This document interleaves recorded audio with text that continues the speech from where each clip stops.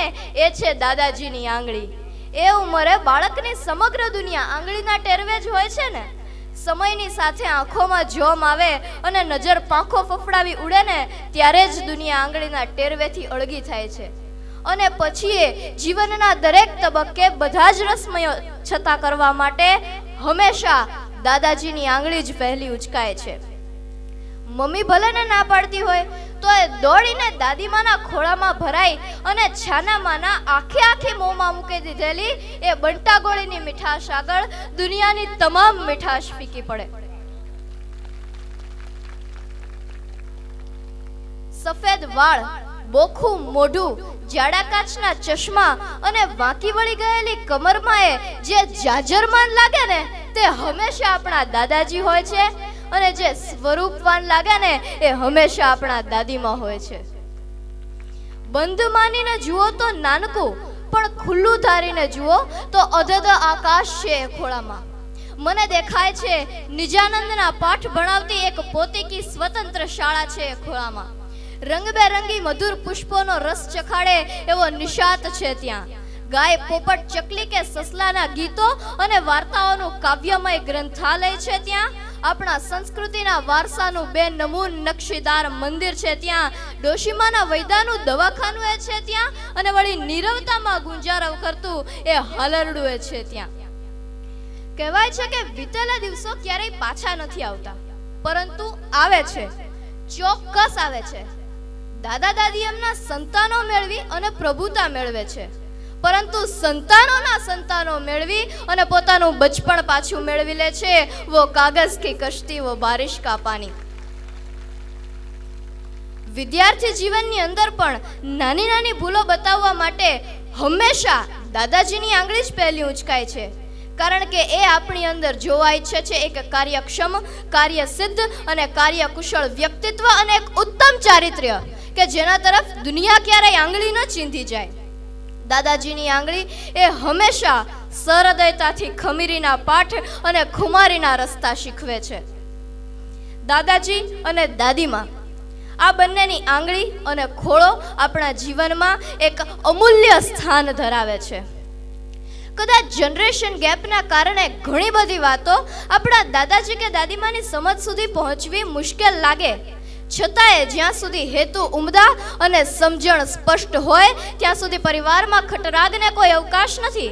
કારણ કે અંતે તો દરેક વડીલ પોતાના પોતિકાની અસીમ પ્રગતિ જ ઈચ્છે છે ને. જો કોઈ પણ સમસ્યાને સાથે બેસી અને મીઠા શબ્દોમાં નિવારી શકાય તો કિસ્સો કેવો સરસ મજાનો. બેઉ વ્યક્તિ સુખી થયાનો, તને પલ્લુ તારી તરફ નમ્યાનો, મુજને આનંદ ઊંચે ગયાનો. ટેકનોલોજીની ગ્લેમરસ દુનિયામાં પ્રવેશેલા આપણે આપણી આ સુખ સાહેબી વાળી જિંદગીના પાયામાંથી શું અવાજ આવી રહ્યો છે ને એ સાંભળી શકતા નથી. કે જરા ધ્યાન દઈશું તો વર્તાશે ને કાન દઈશું તો સંભળાશે. કેમ ભૂલી ગયા? દટાયો છું પણ આજ ઇમારતનો પાયો છું. હું હજી પૂર્ણ ક્યાં કળાયો છું, અડધો પડધો જ ઓળખાયો છું. આમ તો એક બિંદુ છું કિંતુ સપ્ત સિંધુ સાથે સંકળાયો છું. મીંડું સરવાળે થાઉં તો એ ઘાયલ શૂન્ય કરતા તો હું સવાયો છું.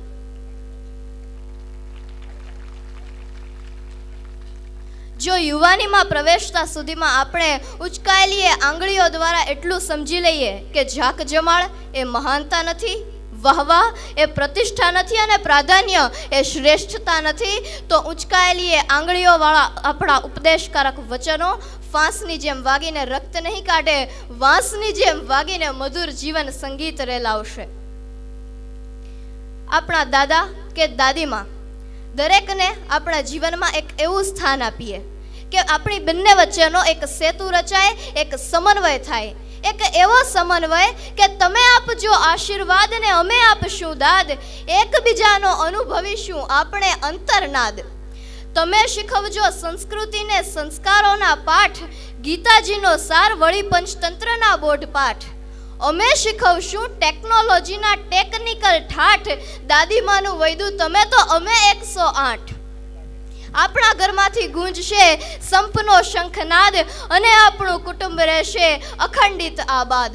તો ચાલો ચાલો જીવન એવું જીવીએ કે આવનારી પેઢી પણ જ્યારે જ્યારે આ અતિ વિસ્મયભરી દુનિયામાં બે નાનકડી ટમટમાતી આંખો ખોલે અને એ આંખોમાં એ ભાવ જગતની વાદળીઓ અને ટમટમતા તારલાઓ સંતા કુકડી રમતા હોય ત્યારે એને થપ્પો કરવા આપણી પાસે વિશ્વનું શ્રેષ્ઠ પ્રાંગણ અને જીવનના ગૂઢ રહસ્યો ઉકેલવા પ્રેમથી પ્રસરેલી આંગળીઓનો કરતબ હોય. આપણે બધાએ માણ્યું છે દાદીમાનો ખોળો અને દાદાજીની આંગળી, અને એ વડીલોને આપવા આપણી પાસે તૈયાર હોય. સપ્રેમમ સહૃદયમ સ આત્મનમ ચ ઇતિ સર્વાન વૃદ્ધાન વંદનમ. જોરદાર તાળીઓથી વધાવીએ. કાનજીભાઈ, જે ઘરમાં દાદા અને દાદી જીવતા છે એના દીકરાને કોઈને તાવીજ બાંધવાની જરૂર નથી. અને યુવાનો, જેને તમને 9 મહિના પેટમાં જગ્યા આપી છે એને તમે નાનકડા ફ્લેટમાં જગ્યા આપજો. આ કાર્યક્રમનો સંદેશો છે. આવો કાનજીભાઈને સાંભળો. કેટલા સંદેશા આપવા. દાદીમાનો ખોળો ને દાદાની આંગળી, આ બે શબ્દો તો જાણે આપણા હૃદયમાં સ્પર્શી ગયા. નાનકડી રાધાએ કેટલું બધું કહી દીધું. બાળકનું વિશ્વ જ દાદાનો આંગળીને દાદીનો ખોળો હોય છે. કેટલી બધી વાત કરી. અને આ ખોળાની વાત કરીને ત્યારે એક મેસેજ આપવા માંગીએ છીએ કે આજની આધુનિક ઇંગ્લિશ મીડિયમમાં ભણતા બાળકોની મમ્મીઓ, તમે બહુ લેસન કરવા જ્યારે બાળકને ત્રાસ આપો છો ને ત્યારે દોડીને ક્યાં જાય છે દીકરા દીકરી? દાદીના ખોળામાં.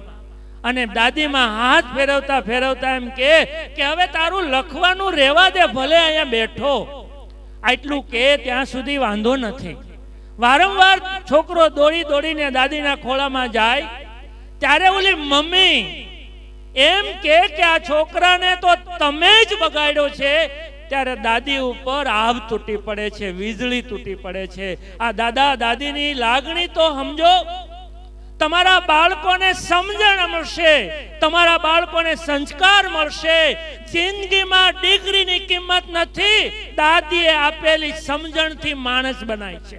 અને એટલે આ દાદીના મહત્વને સમજવાની જરૂર છે.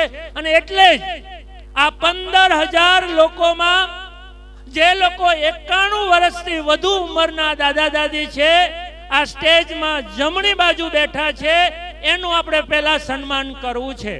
હું મહેશભાઈને વિનંતી કરીશ કે સ્ટેજ ઉપરના અધિકારી વર્ગ, માન્ય શ્રી અધિકારી શ્રીઓ છે, એ આ 91 વર્ષના દાદા દાદીનું શાલ અને લાકડી અભિવાદન કરાવશે. અને ત્યાર પછી હું વલ્લભભાઈને અને સ્ટેજ પર બેઠેલા ધારાસભ્ય અને અગ્રણીઓને વિનંતી કરીશ કે જેઓ અખંડ અમૃત યુગલ છે એમનું કરશે, પણ 2-5 મિનિટ પછી. તો આ બાજુ દાદી જેમણે જીવનના 91 વર્ષ પૂરા કર્યા છે એવા દાદા દાદીને જોરદાર તાળીથી અભિવાદન કરીએ. અહીંયા ઓડિયન્સમાં બેઠેલા 15,000 લોકો કરતા વધુ ઉંમરના અહીંયા સ્ટેજ ઉપર બેઠેલા છે, ત્યારે આપણા બધાના એ વડીલ છે. આપણા રાયગર સાહેબ, કેપ્ટન જયદેવ સાહેબ, સિંહ સાહેબ, તમામ અધિકારીઓ આજે એક લાહવો લે છે. ભગવાનની આરતી કરીએ, ભગવાનને પ્રસાદ ધરાવીએ અને ભગવાનને પગે લાગીએ. એના કરતા મોટા આશીર્વાદ આ વડીલોના આજે આ લોકોને મળી રહ્યા છે. આ વડીલોની વંદના છે, વડીલોનું સન્માન છે. અને હવે હું માન્ય શ્રી વલ્લભભાઈને વિનંતી કરીશ કે તેઓ ધારાસભ્યશ્રીઓ, આપણા વડીલો, અગ્રણીઓ એવા મહાનુભાવને લઈને અમૃત મહોત્સવ. અહીંયા જે દાદા દાદીનું સન્માન થઈ રહ્યું છે, તમારી સામે જે ડાબી બાજુનું સ્ટેજ છે તે ઉંમરના કારણે વયોવૃદ્ધ થયા છતાં પણ આવા વડીલ વંદનાના કાર્યક્રમમાં આવવા માટે થનગનતા હતા. અને જ્યારે સનેડો ચાલતો હતો, ખોખોની રમતો ચાલતી હતી, જીતુભાઈ, અને જ્યારે જે ગરબા લીધા છે, આજે બહેનો જે નાચ્યા છે, જે આનંદ કર્યો છે, અને પછી જે લાડવાની રમઝટ બોલાવી છે, આ દાદા સામે બેઠેલા ભલે 90 વર્ષથી ઉપરના ન હોય, પણ હવે પછી વલ્લભભાઈ જ્યારે પણ કાર્યક્રમ કરે ત્યારે આ તમામ વડીલો 90 થી વધારે વર્ષના થઈ જાય, 100 વર્ષના થઈ જાય, અને હવે પછીના કાર્યક્રમમાં સ્ટેજ ઉપર એનું સ્થાન હોય એવી ભગવાનને પ્રાર્થના કરીએ. એવું લાંબુ આયુષ્ય મળે દીપકભાઈ બધાને. અને હવે અખંડ અમૃત યુગલ જેણે જિંદગીમાં દાંપત્ય જીવનના 75 વર્ષ સાથે નિભાવ્યા છે, સાથે જીવ્યા છે એવા એક નસીબદાર લોકોમાં 75 વર્ષનું દાંપત્ય જીવન હોય છે.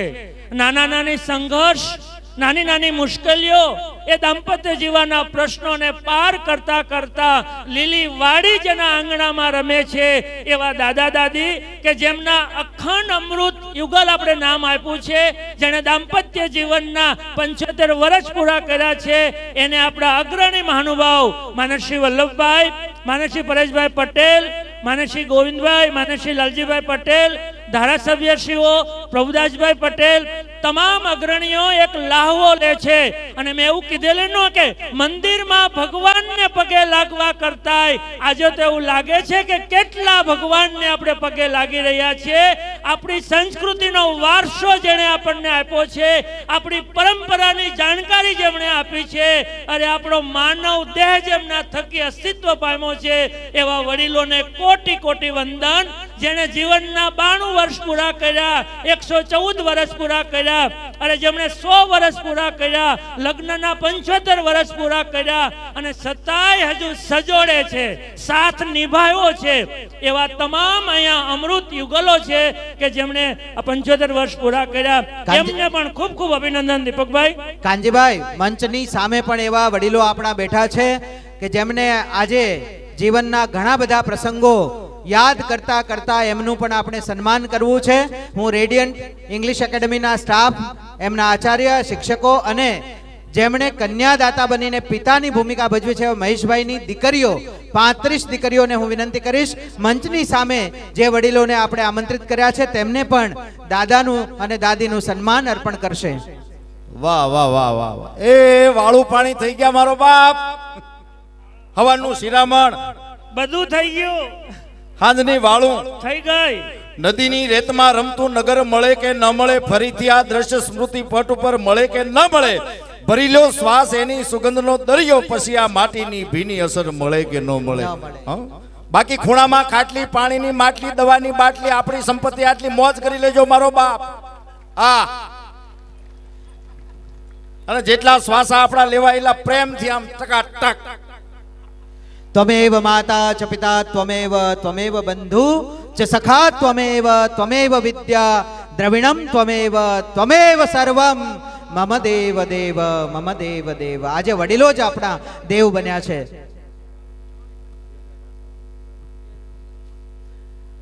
વડીલોનું સન્માન થયું, 90 વર્ષથી ઉપરના છે એમનું પણ સન્માન થયું, અમૃત યુગલોનું સન્માન થયું, 60 વર્ષથી ઉપરના જે દાદા દાદીઓ આવ્યા છે એમની પણ આરતીની વંદના કરી.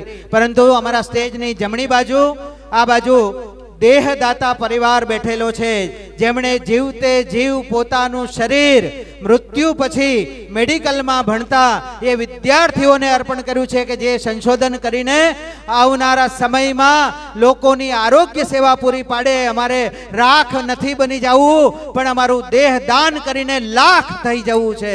એવા દેહદાતાઓનું સન્માન કરવા માટે હું વિનંતી કરીશ સવાણી પરિવારના મિત્રોને, સાથે સાથે મહેશભાઈ, વલ્લભભાઈ, રમેશભાઈ, જયમીનભાઈ વગેરે આગળ આવશે. આ દેહદાતા પરિવારોને જેમણે દેહદાન કર્યું છે એવા દેહદાતાઓનું પણ આપણે સન્માન કરીએ.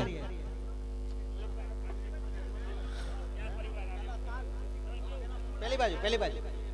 હા, તમે બાબુજી આ બાજુ આવી જાઓ, આખો પરિવાર અહીંયા આગળ આવી જાઓ. માને શ્રી વલ્લભભાઈને આજે 65 વર્ષ પૂરા થયા છે.